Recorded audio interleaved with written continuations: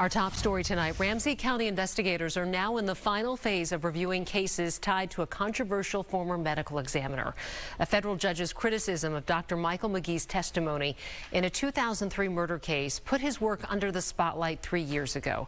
But Fox 9 started looking into him in 2010. Fox 9's Mike Manzoni is in St. Paul right now. So, Mike, what is the county attorney saying right now about this? Well, he now wants to begin focusing on 7 homicide cases tied to Dr. McGee, and he says that he will accept whatever recommendations that independent medical panel makes that could include tossing some cases. We have to have the courage to look backwards and to do that without fear or favor. Out of more than 200 cases tied to former Ramsey County medical examiner Dr. Michael McGee, there are now 7 that warrant a closer look.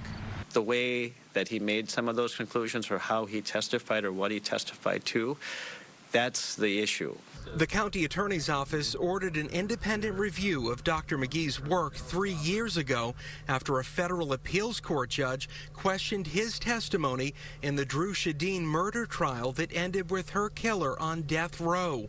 The court later reversed Alfonso Rodriguez Jr.'s death sentence in favor of a life sentence. Investigators have narrowed it down to 7 cases that medical experts will now review.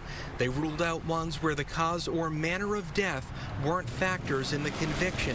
They talk about where there's smoke, there's fire. This is a case where we are beyond the smoke phase. We have seen the fire. More than a decade before the county started looking at Dr. McGee's work, Fox 9 investigators uncovered problems with some of his cases.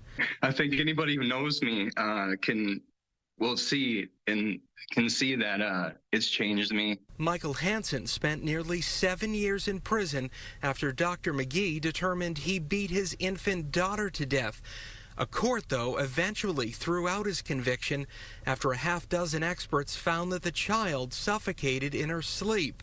He's now a free man, but not the same one. Like, I want to move on with my life so bad, and it's affecting me so much, and it does on a daily basis. I want to feel whole again. I don't feel like that will happen until these people start holding each other accountable. And the Attorney General's office is also looking at 11 other cases that office handled involving Dr. McGee.